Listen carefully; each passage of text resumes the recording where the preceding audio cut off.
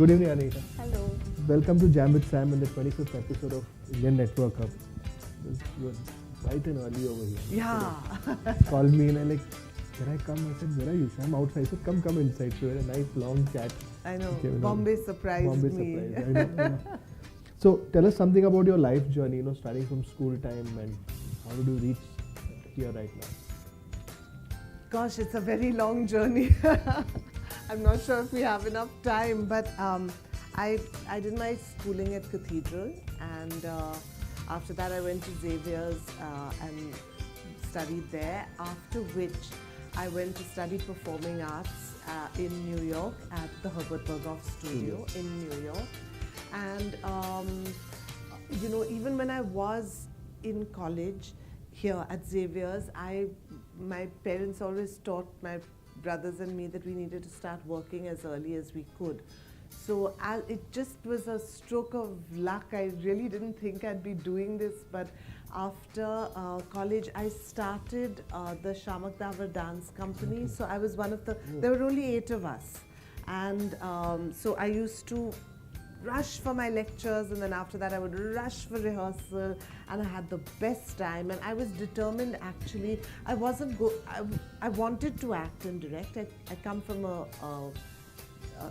family of theatre people, so I did know I wanted to act and direct. And so after that I decided to go to New York and study, and then it was just a stroke of luck, where after I finished my course I applied for an internship, and I was told that I could work as an assistant director to a very young director there. It was an off-Broadway company, a very good off-Broadway company. And as it turned out, I got along so well with her that she and I did 13 productions together. And I was working with Oscar award winners and Tony award winners, and I was 22, 23. It was like a dream come true, that I used to go to work every day and get out of the subway and walk onto Times Square, and I'd be pinching myself saying, I can't believe that I'm working on Broadway, So it was really fabulous. It's also unheard of that you go to New York City and you never have to look for work.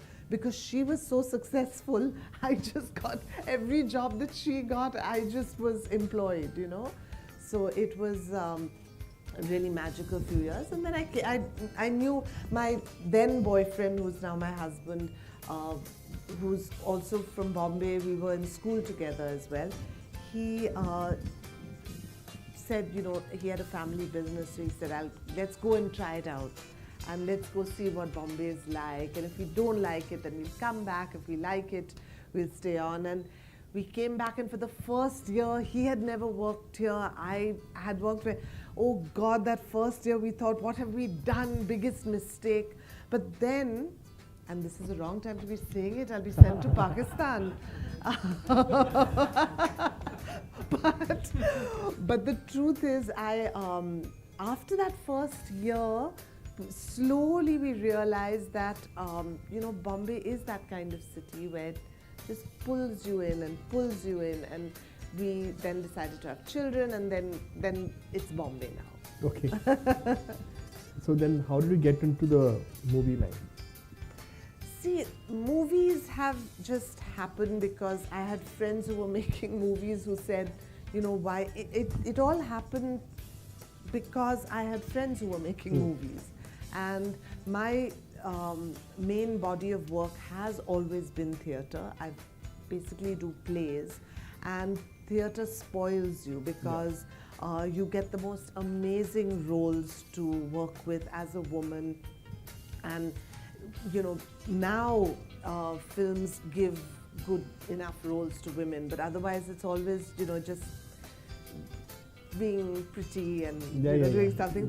But the thing is that my main focus was theatre, and then as I continued down the path of theatre, all my friends or people I knew were making films, and they would say, listen, why don't you just come on in? And I was also interested at some point in directing films. Okay. So they used to say, why don't you come? It's the best way to learn about films. So come, act, and you will know what it's like, you know. Okay. So, would you define yourself as a celebrity or a professional? Most definitely a professional. Okay. Which is one break which you got, which got you very famous and people got to know about you and everyone said, "Wow, I saw you over there." Which is that one thing which happened in your life? I don't know. You know? I don't know. Nobody knows me. Nobody knows. No, people know. You do Google search, now that's how people know you over there. Plus, you're on IMDb also. Okay, so you acted in several Hindi movies. I think Paap and White Noise. Which among them which you really enjoyed working? Actually, I've just done a film for Dharma. Okay. It's a film called Kapoor and Sons, which will release in February. Okay. So that was great fun. That was lovely. Yeah. And then I'd also done a great fun film called Let's Talk, which was a 3-character film. It was in English though. And there were only 3 characters in the whole film. That was Baman Irani's first film. Okay. And it was, I remember there was him, there was this girl Maya Katrak, and there was me in it. And I remember when I first went in, I was terrified. They showed me some excerpts of what they had already shot, and I said, I can't act like that because it was so natural. I couldn't understand how they had done it. And then they took me through the process. It was directed by Ram Madhwani, where the camera followed you. So you were not told that you sit on this chair and we're going to shoot you. You could go wherever you wanted, and that camera would follow you. And he did a whole bunch of things that were really fascinating.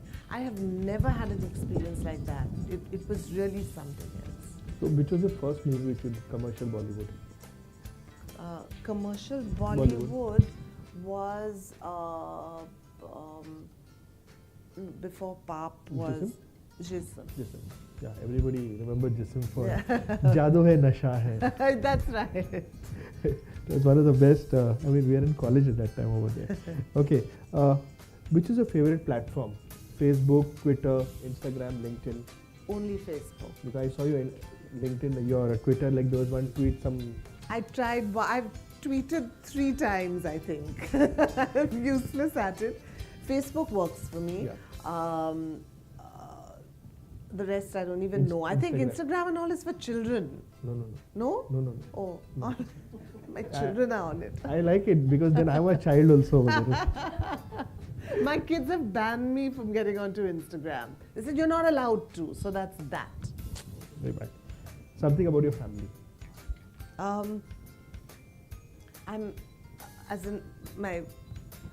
I grew up, I was one of 3 children. I had 2 older brothers who were very dynamic and were really quite something. And they were much older than me. My parents were lovely, are lovely. I came from a family of people who were involved in theatre and film. And it was a very, very happy childhood. And that's it. And I'm married to a lovely guy. What does he do?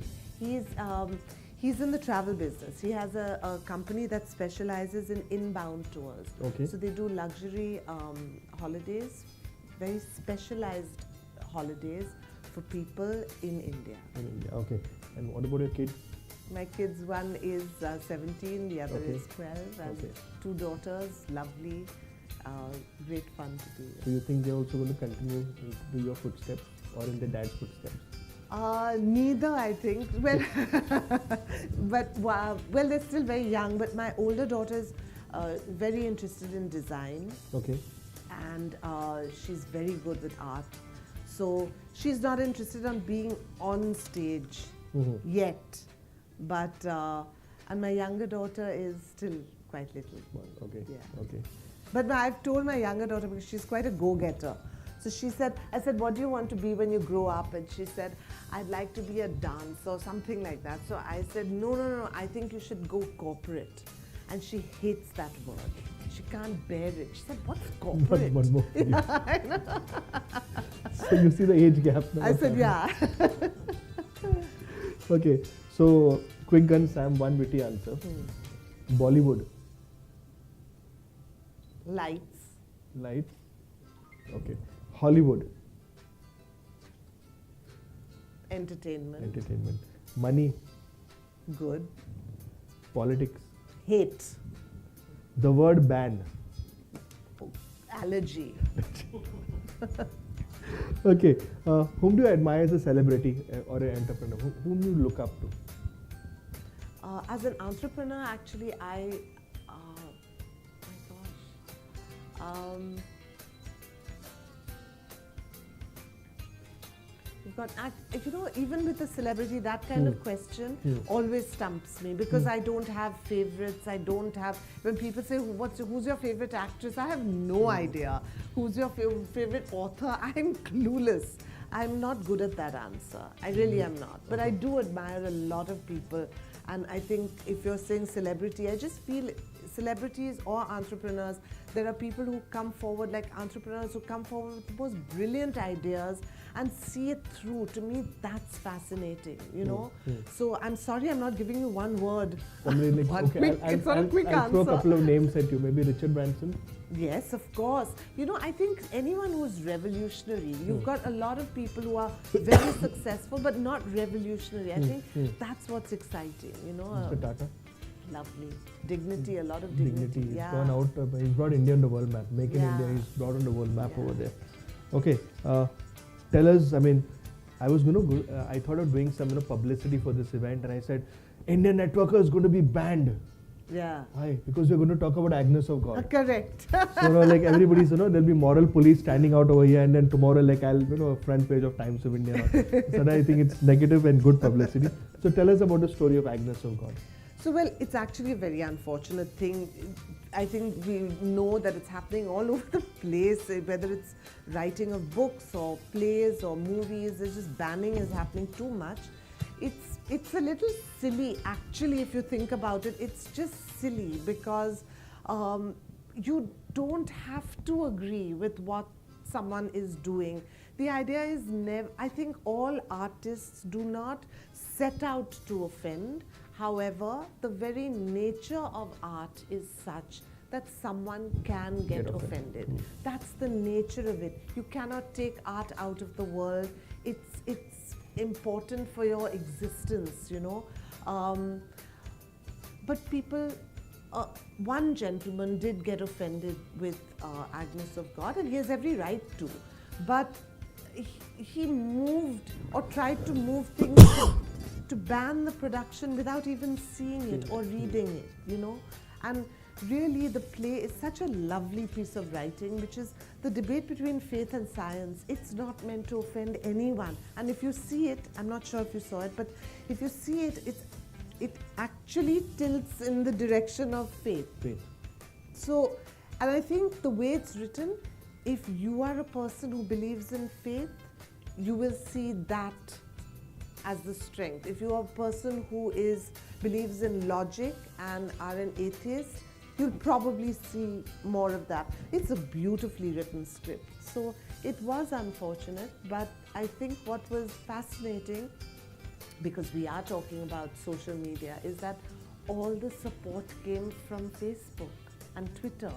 And, you know, our director posted something and then it just took off and everyone said, no, it must happen, it must go on.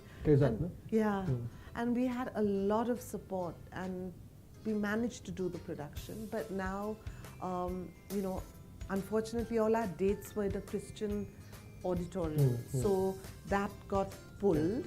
But I'm sure we'll do shows. You know, we are working. So tell us something about the show. What was Agnes of God actually about? Maybe a small synopsis of that. So, here's the thing, and it really isn't to offend, it's just a story. It's like, you know, sometimes I say when people said, many people got offended with Slumdog Millionaire. And I said, why? Because you're representing the poor in our country. Like, we don't have poor people, we have poor people, you know. It's okay, we can't get personal about plays and movies and books. They're just stories, you know, and stories have existed from the beginning of time. So this is a play about a newborn baby that's found with the umbilical cord knotted around its neck. And next to it is a nun who's lying unconscious. Nobody knows what happened. Nobody knows whether she was pregnant, she wasn't pregnant, did she give birth to the baby, did she kill the baby? You know, so it's a big case. It goes to court, and a psychiatrist is brought in to see whether she is legally sane. You know, and so I played the role of the psychiatrist who was an atheist, and the Mother Superior, played by Ma Banu, was this. Obviously a very religious lady, a very upright woman, who said, you guys are, you know, coming in and trying to explore the brain of this lovely, beautiful nun who you claim has killed a child, but what, are you kidding me? You know, these sort of things happen and there is no explanation, and miracles do happen and unexplained things do occur, and my character says no, everything needs an explanation and there is logic behind it. So it's the clash of these two women, and it's beautiful and it's very empowering and it's about women and it's really lovely. Okay, I think Mahabanu directs something that's going to be really good. It's going to be controversial and good, both the things over there. But you know, the funny thing is, it was done about 30 years ago, and it wasn't a controversy. You know, it won Tony Awards, it got Oscar Awards, and even in Bombay it was performed. Not a big deal, just not a big deal. We're taking everything so personally. What do you think is the future of theatre? Because, you know, theatre is somewhere where people come and they watch it, and today everybody wants to sit on their mobile and watch a movie, or, you know, going to the cinema hall also is reduced. Pretty soon Netflix and all will come into India and you'll be able to watch everything. But how is the theatre? Is it going up? Is it going down? Is it static? I mean, do people still come and see good theatre? People do come to see theatre, and I think over the in the last, if I were to say in the last 15 years, you've got a much larger audience. I don't know why. It's always a mystery to me. I always think, and I say this so often, that I'm fascinated by the fact that a person goes out and buys a ticket. To me, just the act of that is fabulous, you know. But I don't think theatre will go away anywhere, because it's been there from the beginning of time. And yes, the biggest challenge I always say is, like you say, television or your mobile phone or the ability to download a movie, and I think that will always exist. But people who want to see a live performance that will never be replicated again, ever, there will be enough people. We're an overpopulated country, and I think we've got enough people who will come and see a play. Play over there. So among the plays, you know, like a lot of plays are got like stereotype. Like you have this Gujarati plays, which are a lot of things. Then you have the Marathi plays. Then you have the English plays. Which is, I mean, among these, which do really well? I mean, is it the Hindi plays, the Marathi plays, or the English Marathi plays have always done very well, and then I think Gujarati theatre also apparently commercially does very well. I think Hindi theatre, I think, suffers a little, because there you will probably have the choice between going and seeing a Bollywood film or this. And English theatre also does well. You know, I think the only problem is that the way we do our plays, where we do one show at Prithvi, then we go to experimental, then we go to somewhere south in the middle of the city, is that therefore our sets have to be collapsible. Our lights have to be portable, so then you can't build something really big. You know, that's the only issue over there. Fantastic. Okay, and what next? So you told me that you're doing some English serial and so I'm part of a British TV series called Indian Summers that I've just finished shooting for. I'm also working on a web series. And I've got this movie that's going to be releasing, Kapoor and Sons. And I'm looking now to direct a play as well next year. So you did this one play which was called as Trending. I mean, everybody today is trending. Yeah. So this was with the Cathedral School? Yes. About you had 300 students? 120. 120 students over there. How was that experience of I was just mentioning actually that I have had the best time with these children. I really have. I mean, I'm feeling so inspired and happy. And like when I took it on, a lot of my colleagues were saying, "Why are you even doing it?" And but the thing is, it was my old school, and I worked with these children. And I have to tell you, when people were saying, "I want to work with 120 teenagers," that sounds scary. But I cannot tell you how fabulous they were. They have stolen my heart. It has been one of the most emotionally satisfying experiences and creatively satisfying. But I've had such a great time with them. Really, I have. Great. One more thing is, talking about this plays and also right now we are just doing an experiment over here. There's a tool called as Periscope. So I don't know whether you heard of Periscope. No. Now Periscope is you can live stream your event. Yes. So through Twitter. So you use just a digital camera, mobile phone, use the internet, it streams directly on that. So right now, I think hopefully we are streaming. We're streaming? Yeah, we are streaming now? live. Yeah. So it's basically, this is an experiment which I'm trying. It goes to my Twitter account. Next time I'll announce that this is going to happen. Okay. So people will be able to see this event live. Now this is one problem which is going to come in the theatre. Supposing somebody with a mobile phone, it's already happening at concerts and all. People are standing over there. Yeah, I was also guilty of the Slash concert. I was, live streaming. Of course, it's not going to be a very clear photograph. Yeah. But when the lighting and all is proper, somebody will be sitting there and live streaming your event over there. So this is one thing which you'll have to take care of. Either installing a jammer or something. Most of the theatre like NCP and all, the internet doesn't work only over there. So he's stuck over there. So this is one thing which could be.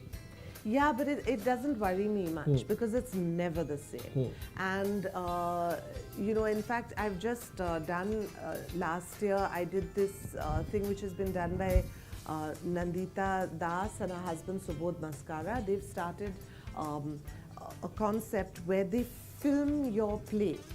Okay. And it's for the internet. So you can download the play and watch it. And there were a lot of theatre people who said, no, but then who'll come and see our play? But the point is, I feel no concern whatsoever about that because it can never be the same. So if you really want to, if you go up and watch it, they've done it very beautifully. So it's shot very well.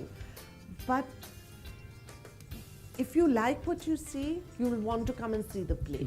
It's the experience. Yeah. Also, it's largely for, we have a lot of people, NRIs, people who live in other cities who'd love to come and see our shows, but they can't. So this allows them anywhere to see, at least get a representation of your play. But, if you recorded the Slash concert and I saw it, it's not the same. So if that concert was happening and I could go and see it, I would still buy a ticket after seeing your recording. Correct. The good news is YouTube is coming out with a paid thing over there. So what's going to happen is you can record it.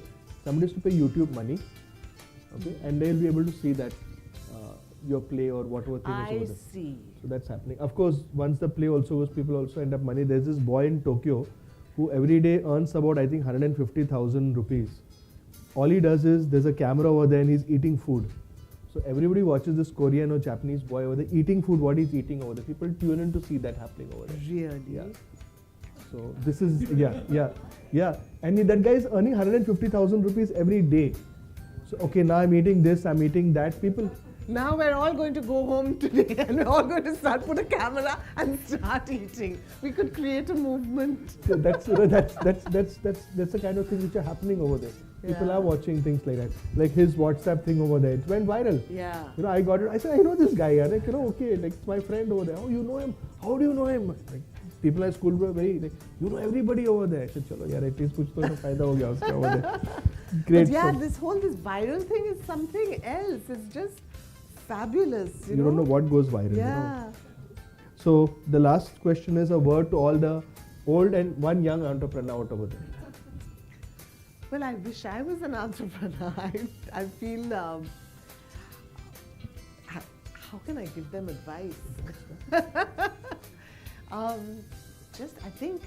I think we all have to, not just entrepreneurs or people in the performing arts. I think the world is ours, and I think we have to just go out there and do what we believe in and what makes sense to each of us. And I guess, you know what, at this point in time, we just have to be better people.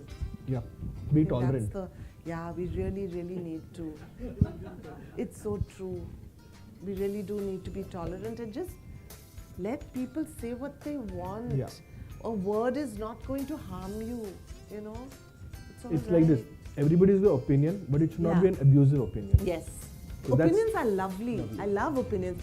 And I think to agree to disagree is just, that's how we grew up, right? And when we were all in school and stuff, that was a long time ago. But what I'm saying is that was, I think that's what our country was about, that we would agree to disagree. And it's beautiful, and argument is great, and debate is fabulous, but not hurting each other Yeah. and being violent.